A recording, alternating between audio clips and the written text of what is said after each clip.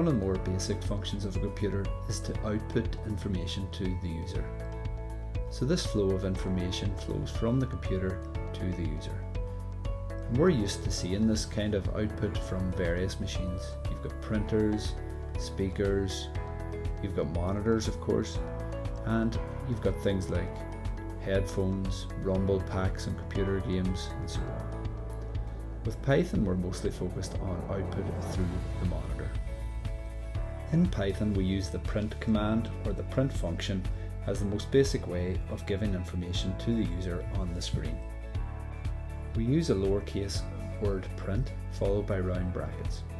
We place inside the brackets whatever it is we want to print. If it's a random string of text, we put it in quotes.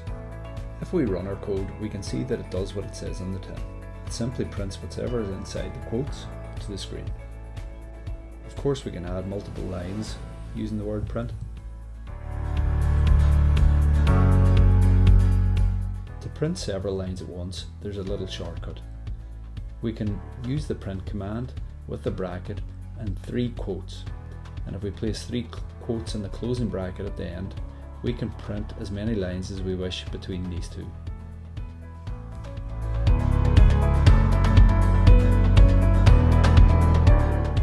As you can see, the end result is exactly what we had between the 2 brackets. Of course we can print more than just text. To print numbers, we don't need quotes.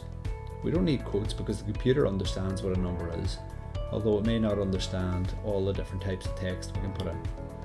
So by printing 1, 2, 3, the computer understands what it's doing. In fact, I can even print some math equations inside the brackets, and the computer will print the result of that math operation.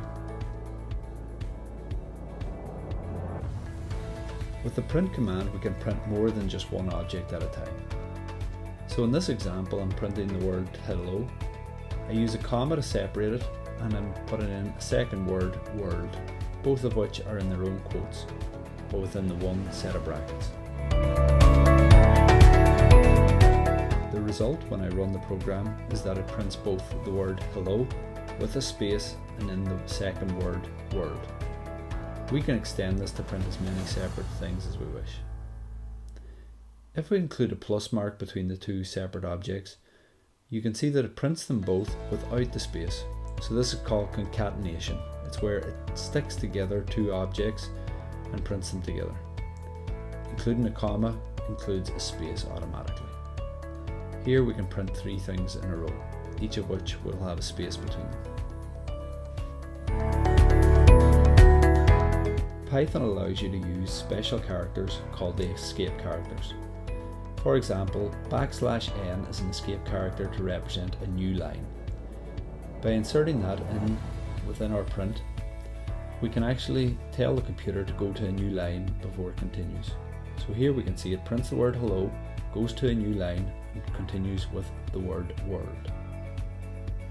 If we wanted to print a quote, we'll see that we'll get a syntax error from the program. This is because this quote is interfering with the 2 quotes that are used with the print statement. So again we can escape character the quote by putting a backslash in front of it and the computer will print a normal quote.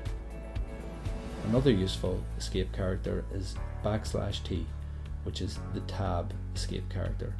It pushes your text forward slightly. Variables are a massively important part of any programming language. We'll be touching on those in a later video. But for now, we can create a variable by assigning a name, such as my name, an equal to sign, and whatever content we wish to place in the variable. So this variable is a box called my name that holds the words John Smith. To print the contents of that box, I simply use my print command as before, but I don't put quotes around it. The computer knows that my name is a variable or a box containing something, and it will print the contents of that box.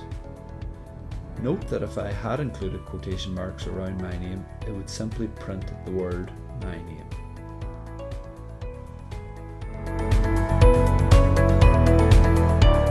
Finally, we can combine printing strings of text, such as hello, with variables that we've already defined. So this will print hello and the contents of my name, so hello John Smith. I can add more, of course, so why not add another string of text? And this should print, "Hello John Smith, you're very welcome."